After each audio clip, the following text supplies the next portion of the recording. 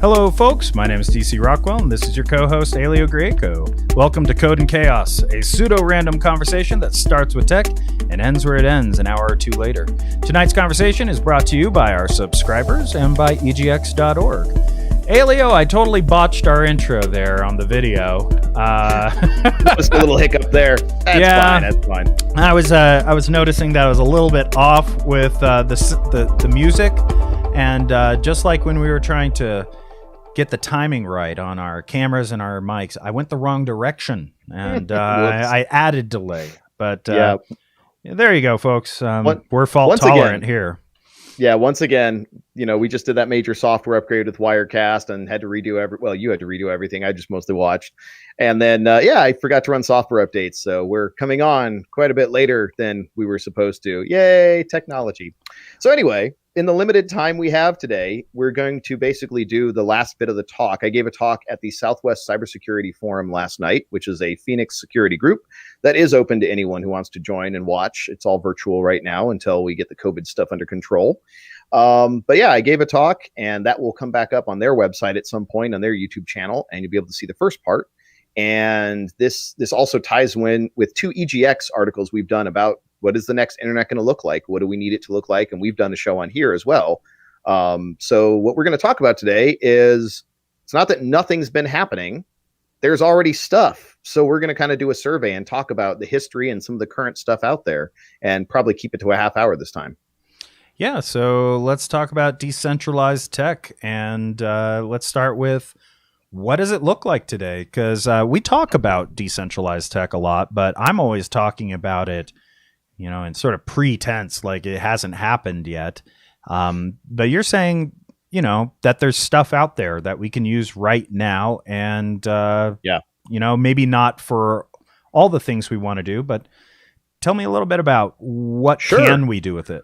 Let's start with a very brief, and we have a list. So anyone who wants to follow along, if you go to egx.org/resources, I added a lot of resources. So now we have a whole big thing of decentralized tech. There's an initial list that I'll annotate some more when I have the time.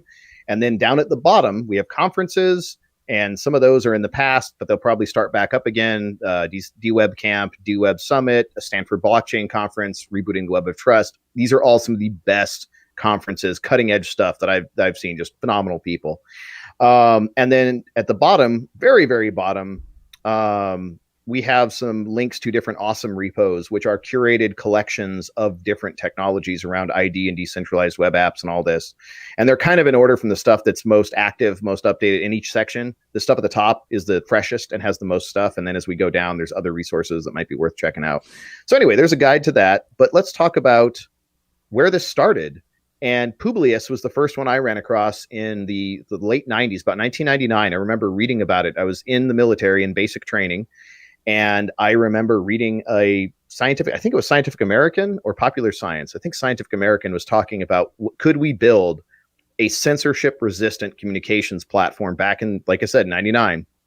And I forget which university, but the webpage seems to be back up.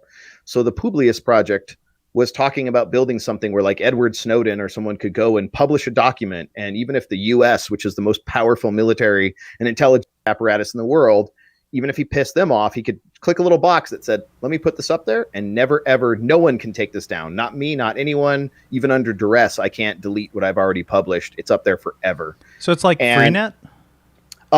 Yes, kind of. So it was, I think, the inspiration for Freenet, but Publius never happened. So people said, well, what if people publish awful things? And they're like, oh, yeah, we'll work with the university. That would be bad. We don't want that to look bad for the university, so we're just not going to make this happen. And then Freenet actually made that happen. And Freenet said, we know that people are going to do bad things with this, but people do bad things with every technology. They use money, they use telephones, they use, video cameras. Like, every technology is used for evil at some point. So, and this is what I covered in the last bit of my talk last night, is systemic balance. Like, if you're going to build a technology, is it going to make really awful things much, much, much easier, or just a tiny bit easier? And if it's really doesn't make a big difference, then if it gives good people capabilities to do important good things, well, it's probably worth making, because it's going to get misused. Every technology, horrible things happen on Facebook, And just literally every other technology. If you're paying a phone company, you're contributing to a system that also gets used for crime. I would say that phones are probably still worth having. So, and money facilitates almost all the crime. Money's a technology. People forget that. So it's impossible to build a technology that can't get misused. And if that's our bar for only technology that cannot possibly get misused, it's time to get rid of technology. People are still going to be shitty to each other and abuse each other even without technology. So I think it's not a valid argument that because a tech can be misused, we shouldn't build the tech. We should look at the balance of, does it do more good than harm? And if the answer is yes, then yeah, we should probably build it. Okay. So, first off, Publius is a very unfortunate name. They could have worked a little harder on that. But Academics. but it is kind of cool. So there are some systems that if I want to, say, publish a whistleblower account, or if I want to, if I want to publish some sort of thing that the powers that be would, seriously not want up on the internet, then there are systems that are going to be. Are they just resistant to it, or is it impossible to remove stuff? So Freenet and NewNet so NewNet kind of died for a while. It was supposed to be GNU. So Linux, everyone calls it Linux, but Linux is the kernel. Most of the software that makes the rest of the stuff work, all the like LSCD to move around and list directories and all that, that's all GNU stuff under GNU project. So NewNet is GNU trying to not invent operating systems, but trying to reinvent the internet. And it's very, very similar. I'm actually a little unclear on what the differences are between Freenet and NewNet, other than it's just a re-implementation. I don't know. I haven't had time to really dig into NewNet and see how much it shares with Freenet versus where it differs. But they're, in my mind, pretty similar. Freenet has been operating for almost 20 years. So it's proven at this point. There's a global network. I will say, be careful. If you go on Freenet, just like if you go on 4chan, there used to be a joke at Amazon. This one teammate, we get new people on the team. He's like, oh yeah, go check out 4chan. And if you go on the wrong board, you're going to download some illegal stuff. Probably want to wipe that computer. Just wipe the whole drive because there's nasty stuff on there. Same thing with Freenet, unfortunately, because it provides this threat model that it's supposed to thwart. It was designed as a whistleblower platform so that people with strong anonymity, really pseudonymity, could post stuff that really, really powerful state-level adversaries would want to, at any cost, get rid of. And so that's what Freenet is. That's the problem it's trying to solve, is criminals can get anonymity by stealing someone's identity and posting under their identity, and then they face no risks. That person goes to jail, wrongly accused. And, if you're willing to burn other people, you can get pretty strong protection for your identity. But what about good people that are like, this is horrible, the world needs to know so we can fix this thing? They shouldn't have to burn other people. You shouldn't have to do bad to try to do good. You should have an option of just doing good. And that's where the Freenet team said, we're going to build this, and we're going to give people the ability to share data that's basically uncensorable, and it's hard to link to the person who published it. And so the entire thing is built with that in mind. And I'm not going to go deep into the details, but the gist is, once you install Freenet, which is not hard, but just hard enough where most people would probably stop. Like, once you insert data into Freenet, it immediately is available around the globe. Insert means scattering it around this decentralized this distributed hash table, a DHT.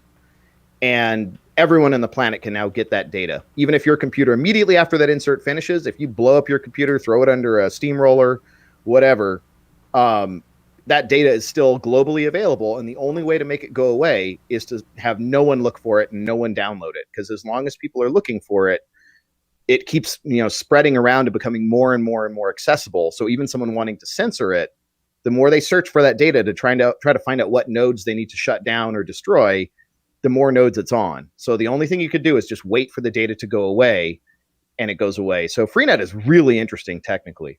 Nice. So it's a place for me to post my nude, since that's something that the world would at any cost want to remove, and they just couldn't. Sometimes no nudes is good nudes. Yeah. So,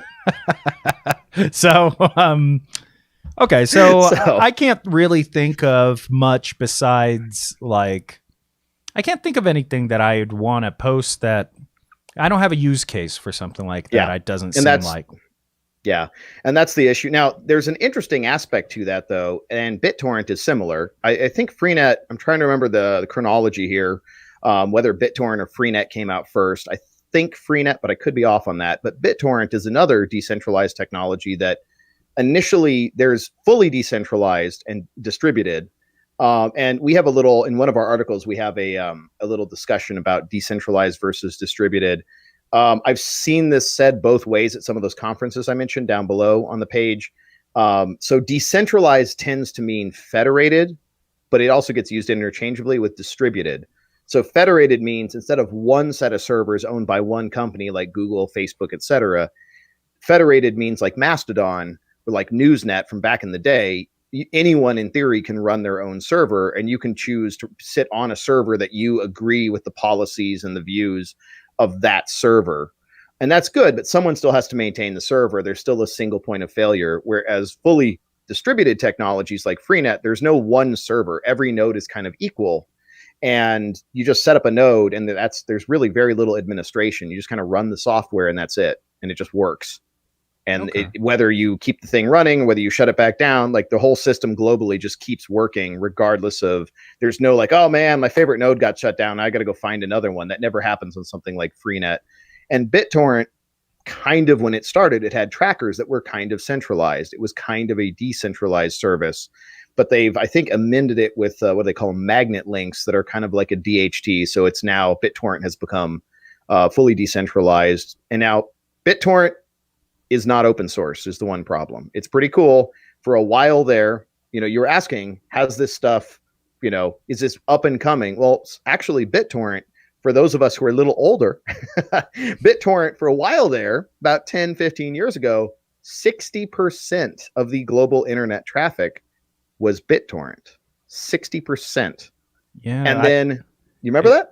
I do, and I remember it very well because that's my first cease and desist letter. They were like, you are downloading and it was an episode of Last Week Tonight with John Oliver. Yeah. And I got pinged by Comcast, and Comcast knew I was doing it. So I'm guessing these magnet links might allow me to watch some John Oliver. No, I already watch it on YouTube, but still, I'm guessing the magnet links get around that problem of having a centralized way of, or they don't have decentralized trackers anymore. But I don't know the security model. I don't know if it's as strong as like Freenet, because Freenet is actually really, again, their threat model is to protect you. It's got a stronger threat model than Tor. Tor is like, it's gotten way more popular and everyone talks about Tor and all the journalists use Tor. Tor is like a slightly less crappy VPN, but only slightly. And there's already a number of known attacks against Tor.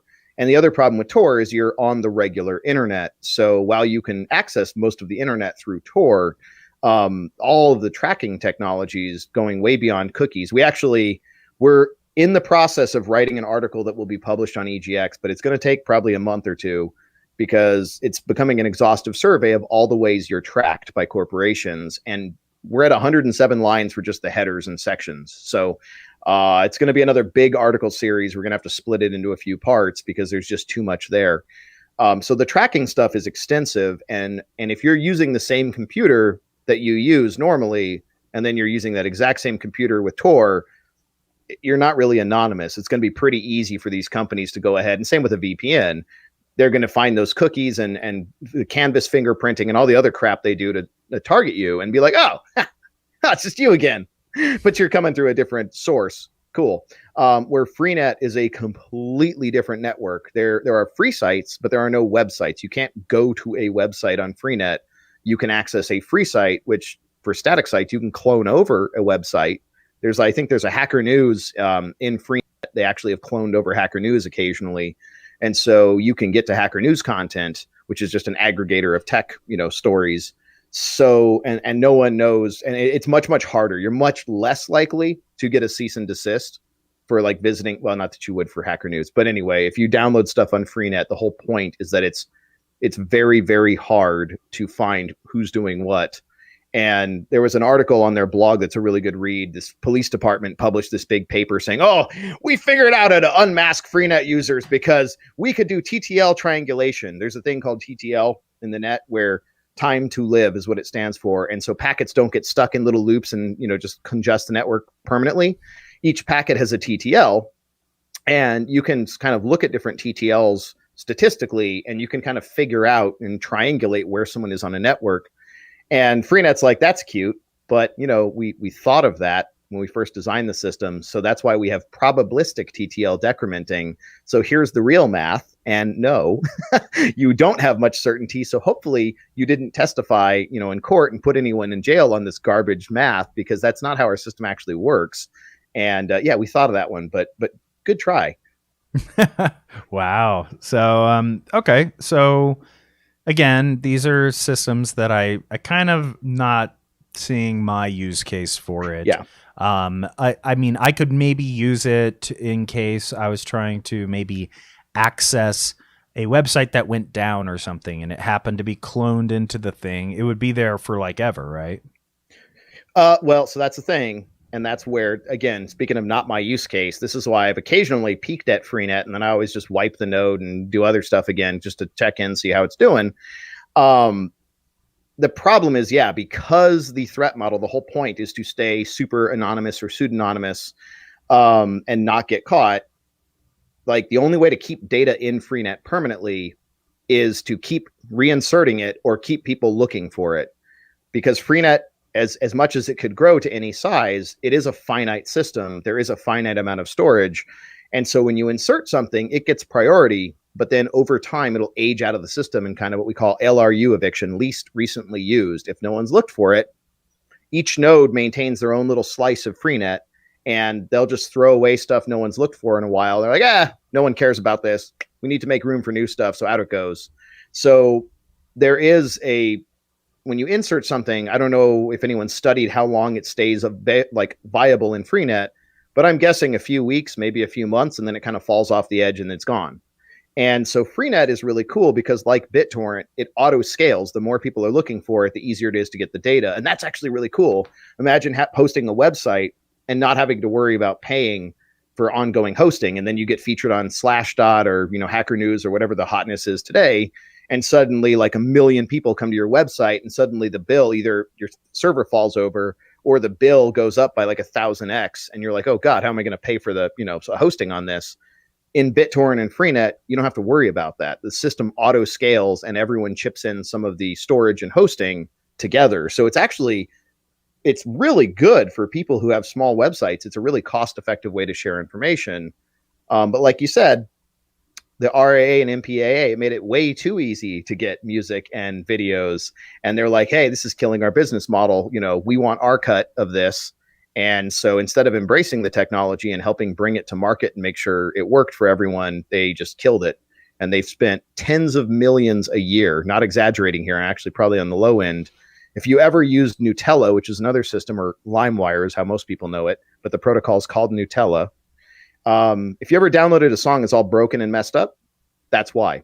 Because a company paid by the recording industry has inserted broken songs to make sure it's less usable, try to get people to stop using it.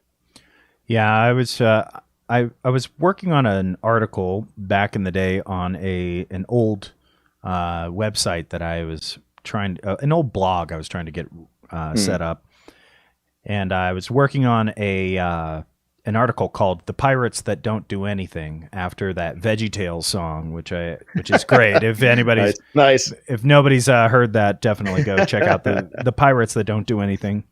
But it turned out that the amount of actual financial loss by these companies was grossly exaggerated. And so they've probably spent more on trying to protect themselves against, BitTorrent than they would have ever lost by just having because not only that, but, there was a time in which these, downloadables, or not downloadable, but songs were just a promotional material. For example, they sent records out to radio stations, they played them, And when they were done with them, they broke them and sent all of the broken vinyl back to the pressers to melt down and turn into the next one. And that was it. It was only meant to promote the show.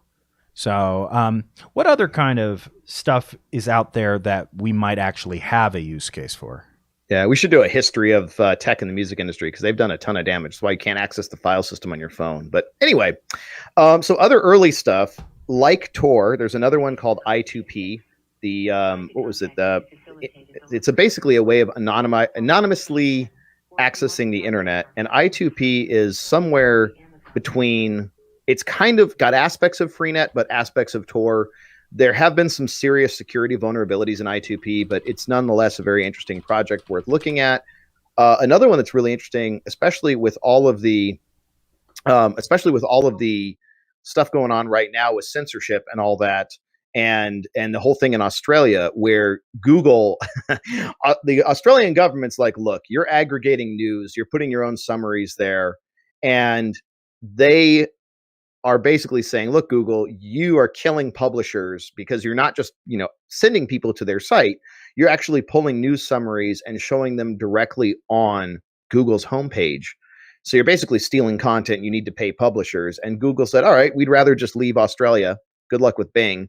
And so they did an experiment where they also stopped publishing certain stories from certain news anchors. And if you're in Australia using Google to search for the news, it's missing a whole lot of content you would expect to show up that did a week ago and now just doesn't. So there's, algorithmic sovereignty and transparency is a big issue we have yet to really deal with.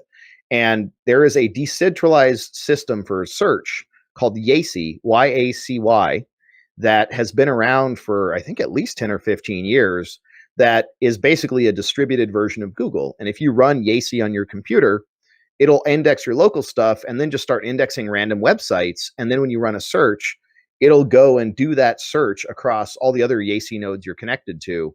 So it's a way of having a globally decentralized search engine, basically, which should be a lot less prone to some of the manipulations and some of the shenanigans going on in the traditional search space. So YACY is really interesting. We already talked about BitTorrent. So let's move on to some of the newer stuff because we've got a less time today than usual. So IPFS is interesting. Actually, let's start with the DAT protocol because technically DAT started before IPFS. And DAT is a really interesting protocol that was initially designed to basically share scientific data. They just dropped the A and call it DAT.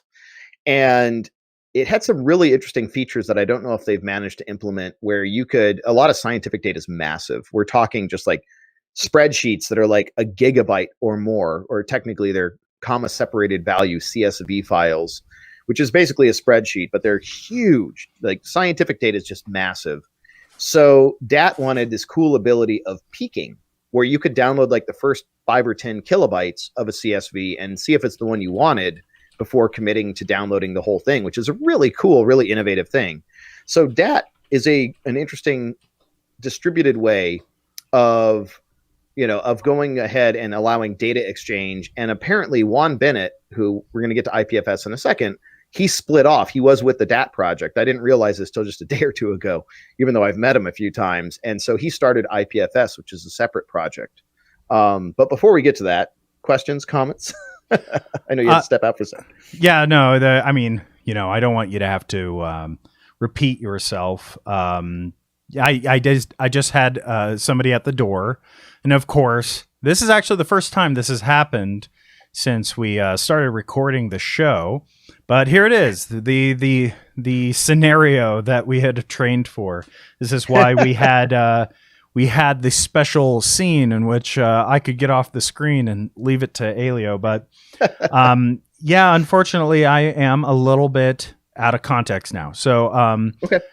Just how about you lead us into, because what I was wanting to jump talk to IPFS. About.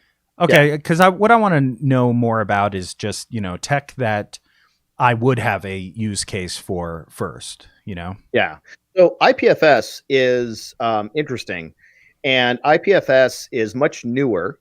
than a lot of these other ones. So again, DAT, IPFS, there's kind of like first gen decentralized, which is the ones we talked about earlier. And now we're getting into the second gen decentralized, like post wrath of the RAA and MPAA destroying and just shoving that genie back in the bottle, putting all the toothpaste back in the tube. Apparently not impossible. They got it done.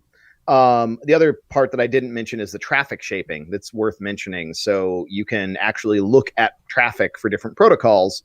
And that's the other part was besides paying companies to upload crap songs that were like broken versions of songs to try to just flood out the good content. They also did traffic shaping with the ISPs where they basically anything that looked like BitTorrent traffic, they throttled the heck out of it. And this is where net neutrality comes in. So BitTorrent went from blazing fast, the fastest way to download stuff, to like agonizingly slow because the ISPs were intentionally choking off those packets. And anyway, so that's something as we talk about newer technologies, if these catch on and piss off the RAA, we'll probably see the same kind of traffic shaping attacks, which is why we need ways to combat those for any kind of modern protocol. So IPFS is really interesting. IPFS, the use case, as you mentioned before, DC, is basically public websites. It works really well for that. Well, reasonably well for that, but that's its sweet spot. And it is the interplanetary file system. And the whole thing, it's an overlay network like most of these. And the whole thing is basically a way of so content addressable means instead of by name, we talked about this last episode, you look by cryptographic checksum. And so you can put any file into IPFS and it's like one massive global file system. That's anyone running IPFS, all of the nodes joined together into this massive file system. And it even has a provision where if you're running the IPFS daemon locally, this is super cool. Kind of like Keybase, kind of like other stuff, it'll do a fuse file system, which means it'll show up. You could actually mount it as a virtual disk. And just if you have the URL, it'll just automatically grab the data and then cache it locally. So you can access any file without having to, like, oh, send me that file. Like if you put the file in IPFS, and I have the link to the file, like it's right there. I could just access it. And whether it is actually on my computer or whether IPFS has to go get it and rebuild the file, very quickly, I can access any file from anywhere in the world as long as I know its ID. Basically, it's checksum. Okay, so does that mean that this is what we were talking about on the last episode, which is a content or it's a content addressable? Yeah. How do you say that again? Yes. Content addressable system. Content addressable. In this case, this is a content addressable file system. Okay, so that hash actually has to do with the file itself. It's a hash of the file. Mm-hmm. Yeah, and so, I forget what algorithm they're using in IPFS, but yeah. So it doesn't matter where it's located. This thing knows to look up the actual document you're looking for. Yep, it can ask the entire IP. They've done some really cool math. I've met the IPFS team, Juan, and the rest of the team a few times, and I got to say, man, they got some sharp people. They've done some cool math. So globally, if you put a file in IPFS, it will go ahead, and then anyone, if they know that checksum, can say, hey, I need this file, and it'll try to ask the rest of the system, be like, hey, I need this file, and it'll grab all the little pieces, all the data, and you have that file. Wow. Very, very slick. Okay, cool. So then is it, first off, I wanted to know, what is an overlay network? Is it what I think it is, which is it's just a network that exists on top of the internet? Or yeah. Okay. Yeah. So even though it's not actually true, there's this thing called the 7-layer OSI model, the Open Standards Interconnect model, which in school and certifications they beat you with. The real internet doesn't really work that way. It's not really 7 layers, but it's still not a bad thing to kind of be familiar with vaguely because it's kind of sort of how it works. And so you have the physical layer, which is like the actual radio waves or the actual Ethernet cable. And then on top of that, you have the physical link layer that uses, or the media layer, which is like, how do you actually send the signals over it? And then you have the media layer, which is like, how do you encode those signals, like local Ethernet frames and MAC addresses and all that. And I'm trying to remember the whole thing. And then you just keep going up, 4th layer, 5th layer. There's the presentation layer, there's the protocol layer. And again, in the real world, there's not actual separation. Once you get about past layer 4, it starts to actually get a little bit hazy. And then the 7th layer is the application layer. So the actual application. So below that, you have like TCP IP in the 6th layer. And so you have TCP running transmission control protocol on top of the internet protocol, which I think is layer 5. God, it's been a while. And Layer 7 is where you build applications, the So this actual application. So Yeah. when you're talking about an overlay network, you're talking about it's another network built at the application layer. Yeah, this is all layer 7 trying to sit on top of these other protocols, and that works okay. Gotcha. But the problem is the internet is not optimized for working like that. So you basically have to choose TCP or UDP, and TCP is, quote, reliable, but UDP is, quote, faster. Um, SCTP never caught on. It's the best of both worlds, but sadly, still, most switches and routers and things don't really talk SCTP. I'm And guessing the that's secure transmission protocol, I'm trying. content It was transmission invented protocol. for IP telephony, and I'm trying to remember the acronym. It's Oh, I'm totally blanking on that. I usually know my acronyms. Stream control transmission protocol. Yeah, and so I SCTP know is very things cool. because You of do. the internet. Thanks, All those, TCP. TCP helped me figure out what SCTP was. So yeah, and so again, you have a dumb stream of data that's supposed to be reliable in TCP.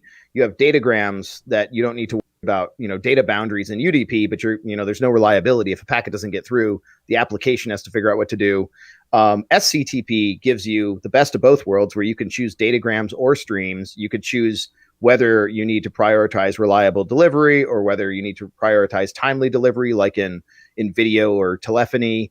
You can also multiplex through a single connection. So I can send video, audio, and textual all through one SCTP connection and not have to deal with that as an application engineer. The protocol handles it all. It's really, really cool. But again, it just never caught on, even though now it's like 15 years old. So that's the problem, is protocols are slower to be adopted because more parties need to agree to use them. And since we're on this page, IPFS is very cool. But what would be even cooler, instead of doing this at layer 7, if we could do this down at like layer 4, there is a thing called, and I forgot to put this on the webpage, I'll add it after the show, but it's called nameddata.net. And Van Jacobson, who is one of the smartest people I've ever had the privilege to meet, he worked with Vint Cerf in the early days of the internet, designing IP, and then later fixing up some of the scaling algorithms as the internet really grew rapidly in the 90s.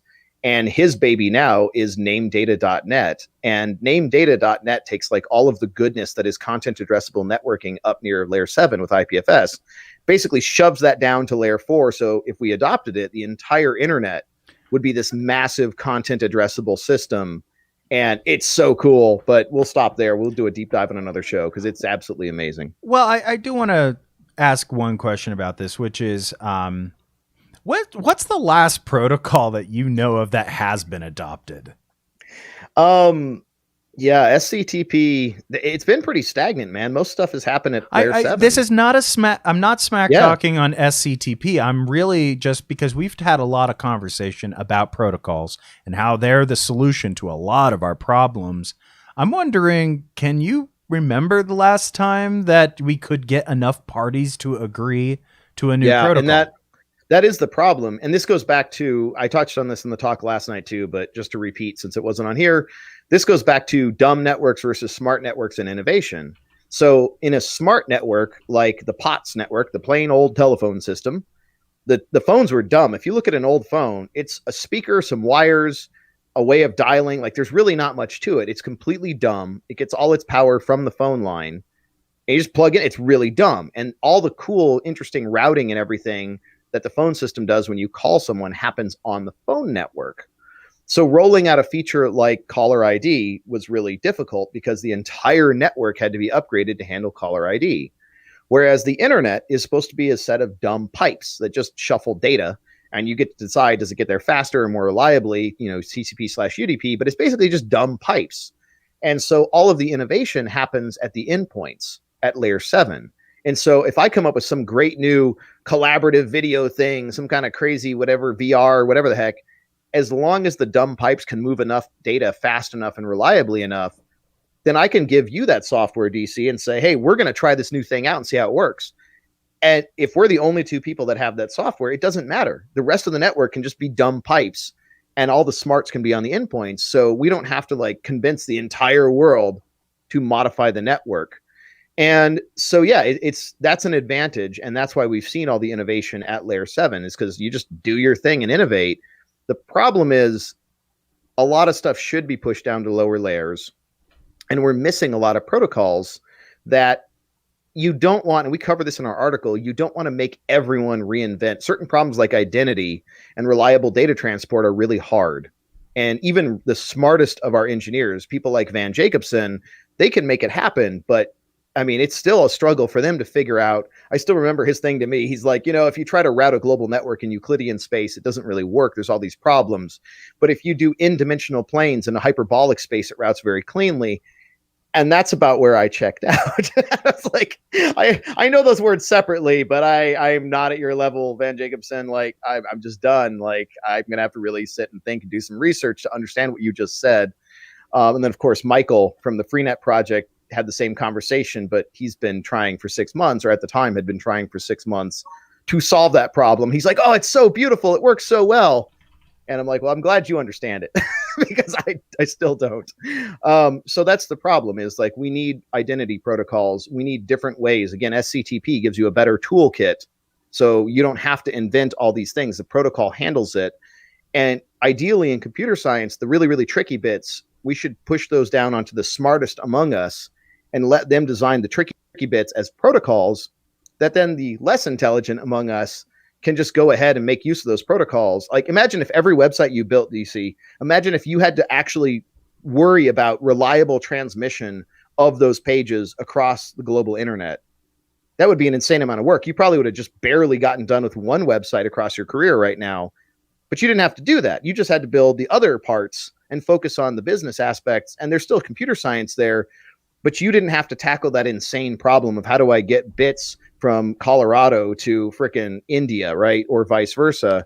Yeah. And I've benefited the same. So protocols are really, really nice. They let us offload the really tricky bits to smarter people. And then we all benefit and can move faster because of it. One thing I find very striking about protocols is how the best protocols are utilized invisibly.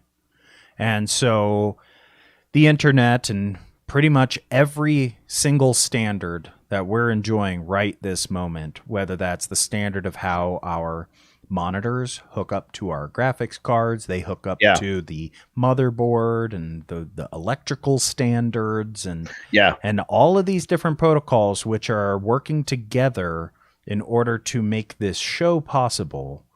That took an enormous amount of cooperation and joint ownership in order to make that work. And yet I hear all the time from folks who fancy themselves as self-made people that, that they can get on the internet and they can do whatever they want and they don't have to cooperate with anybody. And it's like, well, when you look at anything that really works, it's done through cooperation, and I find it very, the striking part is just how many folks consider themselves to be self-made because they bought a computer, and they got on that computer, and they made a website, and they made money off of it, right? Yeah. And yet they're really standing on the shoulders of giants. Oh, in so many ways. That the myth of the self-made man only works if you ignore a ton of stuff. Like you said, the electrical. Imagine, and this is where protocols, going back to that, imagine if instead of one standardized 120 volt, 60 hertz, and a standardized plug, imagine if just within the US, every state or every city had different electrical plugs. And you couldn't just take some device you bought and just plug it into the wall and that's it, right? Imagine how annoying that would be. And we get a glimpse of that with today's chargers, with Apple changing. We have lightning chargers versus USB-C versus older stuff for things you bought more than a year ago. And it's just infuriating. And Europe actually has mandated, look, everything's USB-C and then you don't have to worry about it. And it's great. Now everyone can just build on one standard. And I don't have to own like 20 freaking cables just to charge a few devices. I can have 3 cables because I have 3 devices. So there's a huge advantage to cooperation. And if we cooperate, we get more opportunities as a society. If we fall for this myth of the self-made man and let people try to lock people in with all this proprietary BS, it does a lot of damage. It really kills our velocity of innovation, gets dramatically slowed down. Well, I guess let's get back to decentralized tech because I feel like we should do a whole show about Yeah. protocols and really build up the world. I would love to do an episode where we build up the world, build up our show. Let's just start with our show and try to show how many layers of cooperation went into doing this that I didn't have to pay for. I didn't have to pay for the research or development or the maintenance of these things or the improvements on them. This was all stuff that was freely given to me. And well, maybe not freely. Maybe I did pay some amount toward it, in terms of licensing or something. But like a lot of it, I think is pretty free, And anyway, Yeah, maybe that should be our next one. But yeah, I'd love to do that show and really trace that out because I think most people don't understand.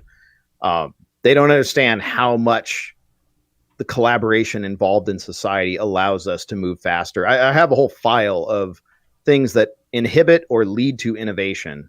And yeah, I'd love to go over some of that and really bust that myth because it's aggravating. Like, yeah, I meet people that are like, "Oh, isn't it amazing all the technology we have?" And it's like, well, once you start studying the history of computing and technology in general, actually, no, it's super depressing. Like electric cars. My grandmother, who's my late grandmother, she's not with us anymore. She'd be in the neighborhood of 100 now. She, when she was a little girl, she used to intentionally walk way too slow to school so she'd be late because there was a wealthy woman who would always see her and she's like, "Oh, you're going to be late. Get in, get in." And she would be driven to school in an electric car. This was almost a century ago. And so now there's a whole bunch of articles that, oh, we might be able to transition to electric cars in the next 20 years. We've had electric cars for the last 100. We've had amazing computer science for the last 50 years. Some of the best computer science happened in the 50s, 60s, and 70s when it was government funded, when there's all kinds of money, just whatever it takes, stay ahead of the Soviets, just invent all the computer science. And us switching to that self-made man VC life cycle. I talked to a friend the other day, and I'm not going to name him because this wasn't supposed to be shared widely, but I love the quote. His quote was, "You know what's awesome?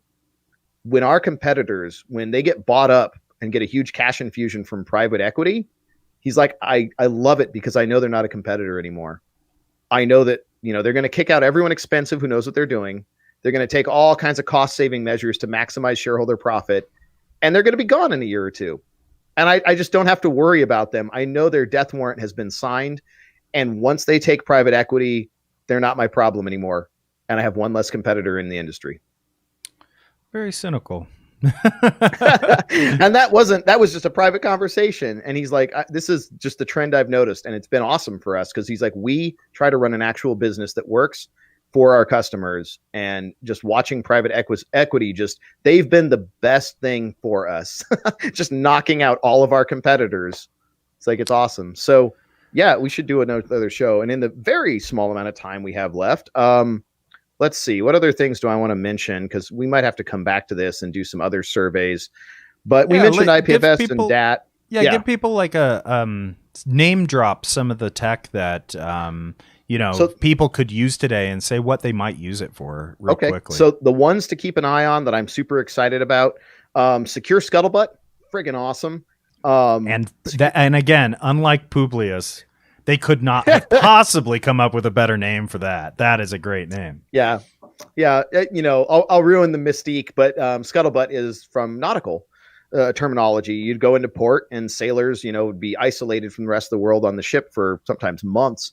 And so you'd pop into the pub and you'd what's the scuttlebutt, right? You'd talk and gossip basically. And Scuttlebutt is a global gossip protocol. It was designed by a guy who lives on a sailboat. And so he doesn't have internet. He doesn't have satellite internet. So he wanted a system that while he's, writing blog entries, it's just collecting all those. And then when he goes and he's in civilization with an actual connection for a little bit, then it can send post all his stuff to all his friends and download all their stuff he missed. And then he's back on the sailboat for another 2 or 3 weeks, and he has plenty of stuff to read, and he can write responses. And I love the idea of an offline first system because when the internet's out, who cares? Can't grab new stuff, but I can still do everything else. It's great. Still, though, with something with butt in its name, and you started off with lonely sailors who have been out at C for months. I did not think that the resort it Uh, was about gossip, but yeah. that's just me. I'm uh, obviously the only person who could Now have you ever got thought me that. wondering what the etymology of scuttlebutt actually is. But anyway, so scuttlebutt is very cool. From having, I have not played with that particular program, but I've had friends that have used it. It's pretty good.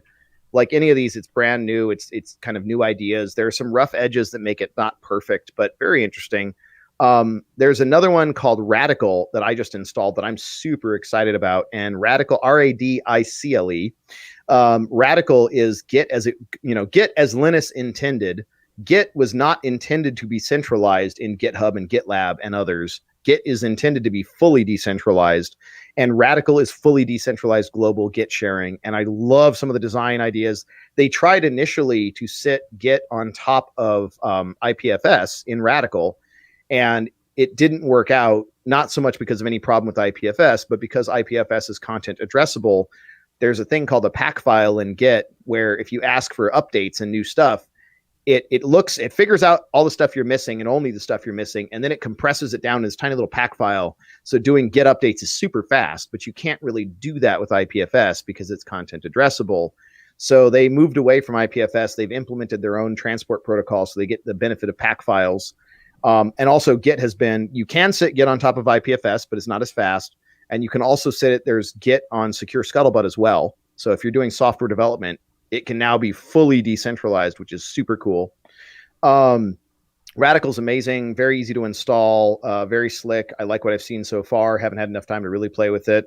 And then two others worth mentioning that I've met people on the teams. Plan systems, very, very cool. I love the interface, is very flashy. It's a smaller project, but worth keeping an eye on. And then IM5, which is Invisible Matrix Services. And IM5 is basically a way of trying to tie together a whole bunch of LoRaWAN and Wi-Fi and satellite and all kinds of basically IM5 is the lower level network equivalent of if you could combine Freenet and IM5, where even if the network gets throttled or censored or whatever, you would have like completely reliable, uncensorable communications that are going to get through one way or another, no matter what. Super, super cool. And then the last one, because I think we got to get going here, but the last one that no one's ever heard of, I actually asked at DWeb, Off System. Off System is not a complete system. It's more of a concept, although I think there was a guy from the first DWeb that's re-implemented it. Off System is the owner-free file system. It is the world's only, or at least as far as I'm aware, the only BrightNet concept. It's based on Monolith, which is also not a thing anymore. I almost want to do a whole show on Off System because I have a math PhD friend who we were talking about the mathematical properties. And Off System is the gist of it. The coolest thing about it, well, one of the coolest things about it, there's so much, is unlike a darknet, you could do Freenet as an open net or a dark net, and a lot of the others of these will operate as either open net, some of them as dark nets, which means they try to only connect to friends, not just to any node. You could still attack a dark net if you have enough visibility into the network. But with a bright net, the more you look, the more you see people exchanging, the less idea you have of what they're actually talking about. So there's some really interesting like optimizations for massive data transfer for really huge files.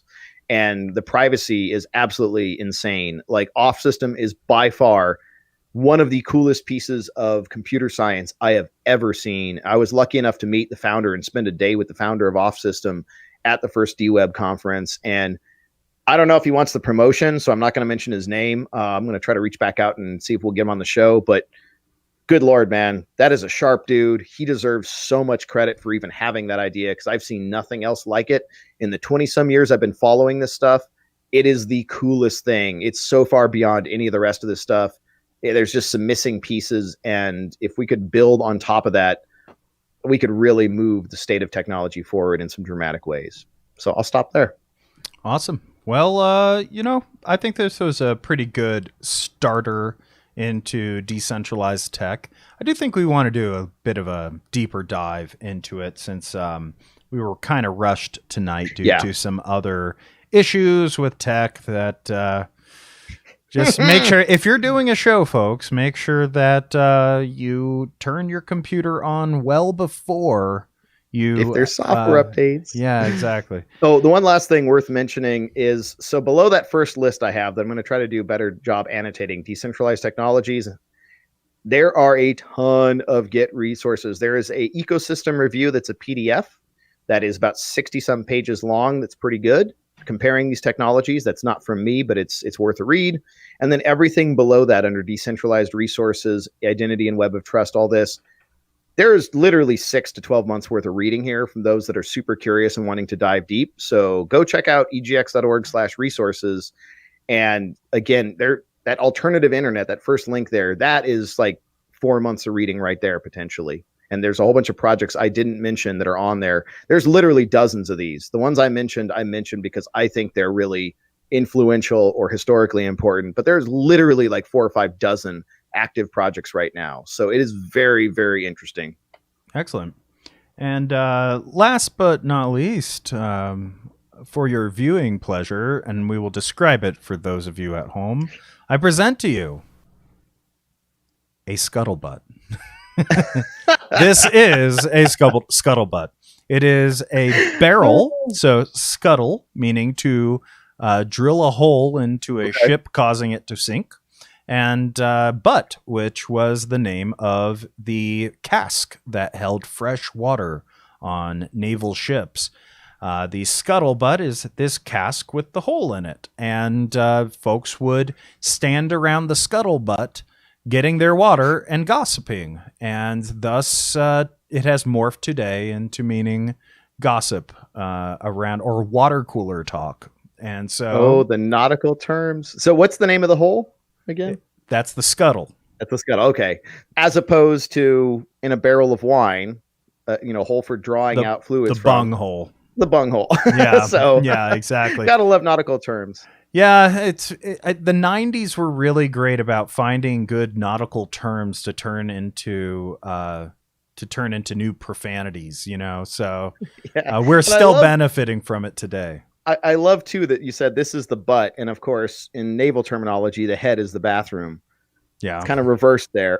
So fascinating. And just real quick, I do want to give, for those who are listening, a description, which is, it is what are those called? Those rings around the barrel. Anyway, they're like, I know iron who rings makes barrels on some, Cooper, but I can't remember the name of the rings. Yeah. Anyway, it's one of those wooden barrels with brass rings around it, and then it has a square hole that is sort of cut into the side of the barrel, where presumably you'd be able to, dip a ladle in and pull out some water. Yeah. And this was located in the ship where people were working, so this way they could get water. It was filled with fresh water. So there you go. That is your description of the scuttlebutt. And do watch the show if you'd like to get a picture of it. Yeah, that's an incredibly beautiful barrel, like brass rings. But yeah, that was the thing. The old water everywhere and not a drop to drink. I always wondered, why can't you drink ocean water? And people, naively say, oh, because you get too thirsty because of the salt. No, if you drink water with that much salt, you're going to end up with hypernatremia, or an imbalance in the electrolytes in your blood, and your brain will dry out and you'll die. So That's the short version. Anyone wondering why can't you drink ocean water? Because it will dehydrate your brain. And this one is maybe a more beautiful example of a scuttlebutt, because it comes from the USS Constitution, also known as Old Ironsides, which was a 3-masted heavy frigate in the United States Navy that was launched first in 1797, one of the 6 original frigates authorized for construction by the Naval Act of 1794. So very cool. Good, yeah. Good last second research, man. I am impressed. Yeah, it's a pretty great ship, and it's still used to this day as a museum. And I don't know if it stays in just one spot, but you can find it in Boston sometime, Boston, and you can. I'm not sure exactly where it. I don't know if it's landed somewhere permanently, but my guess is, it says its current location is the Charlestown Navy Yard in Charleston, Massachusetts. So Very cool. go check that out if you cool. want to see the scuttlebutt in person.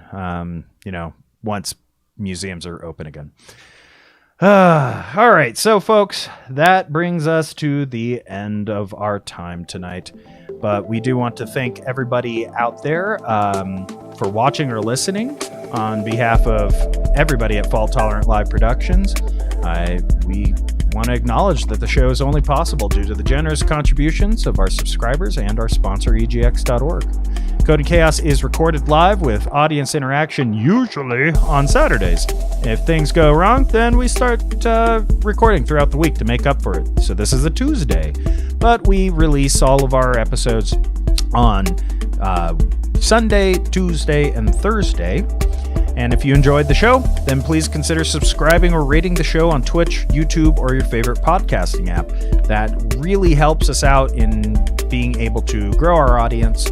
And until next time, take care, keep washing your hands, and don't break your tech if it doesn't work right. Good night, folks.